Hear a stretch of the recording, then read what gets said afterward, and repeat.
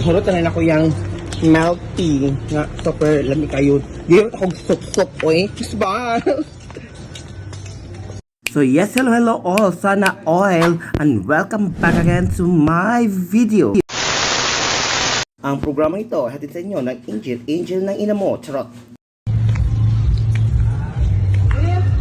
So yes, hello all, and good morning. So wala man dito kita si Mr. Dog. So welcome here at Mall of Asia Air Arena. So di ako dito sa my Mall of Asia Air. Kay mag-shopping me, mamalit me, sibuyas, Bombay, kamatis, lubi, kay magtinuruan me. So wala ito pakita ni Mr. Dog. Hulot na rin ako yung milk tea nga super lamig kayo. Gayot akong sup-sup oy. Bye! So I'm back and welcome back again for my next episode. So as of now, di amili ko sa my grocery store kay mamalit ni sibuyas, kamalit Bombay, kay magama ko na may fruit salad. So fruit salad mga po among ingredients is kamatis, Bombay oil, akong milk magamit ko coconut milk. So since wala may kaguran, ako may musakay sa kabayo magkagod ko kay magama may fruit salad.